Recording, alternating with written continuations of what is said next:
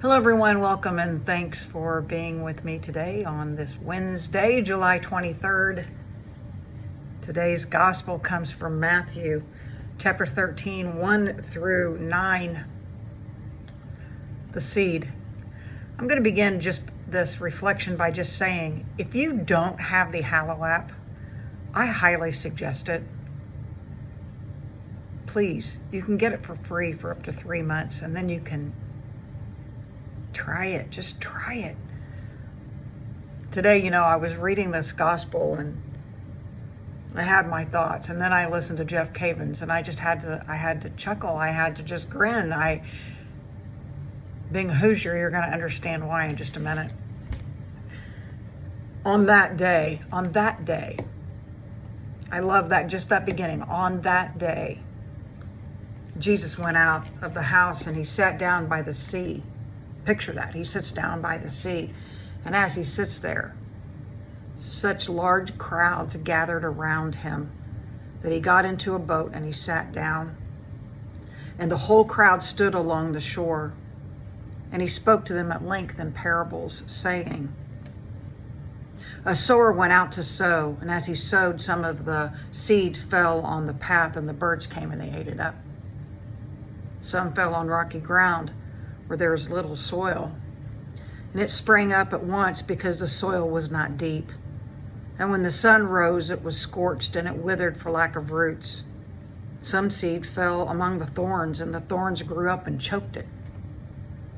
Some fell on rich soil, and it produced fruit 100 or 60 or 30-fold. Whoever has ears ought to hear. So Jeff's theme today was Hoosier Seed.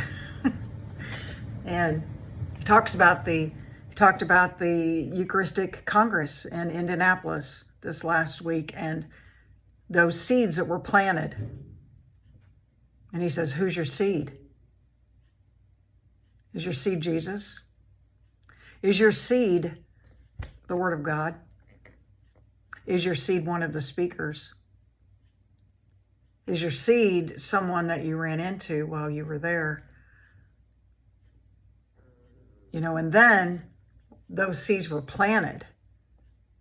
And what are you going to do with those seeds? Are they just going to fall on rocky ground? Are they just going to fall and then the birds are just going to come and pick them up and they're gone? It's gone. And that's it. Is it going to fall among the thorns?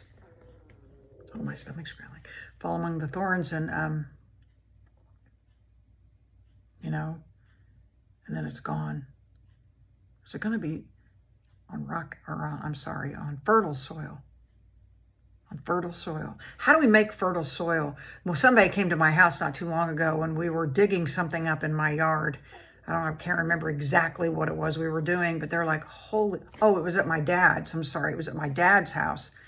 And they said, oh my gosh, the soil is so rich. And I said, I know. It grows amazing plants.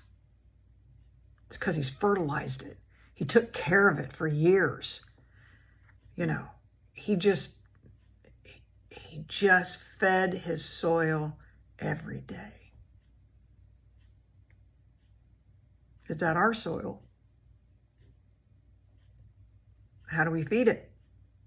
Hopefully we feed it by the Word of God and listening to him, taking in everything that he's planting in us.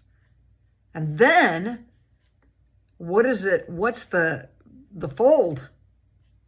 Is it 100-fold, 60-fold, or 30-fold? I come on here. I don't do this every day. I try to, but it doesn't happen.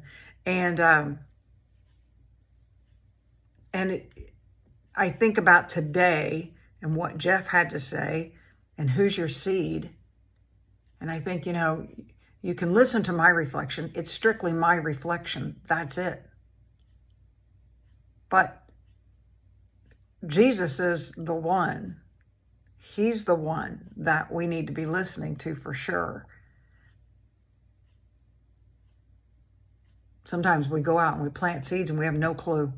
We have no clue what the crop will be from that. We have no idea. So what we have to do every day is we just have to plant seeds, and we have to make sure that our hearts and our ground, and then when we take in the seed of Jesus, that is being planted on fertile ground, and that it's continuously nourished and fed so that it will grow and produce fruit. All right, today, go plant some seeds and give them Jesus.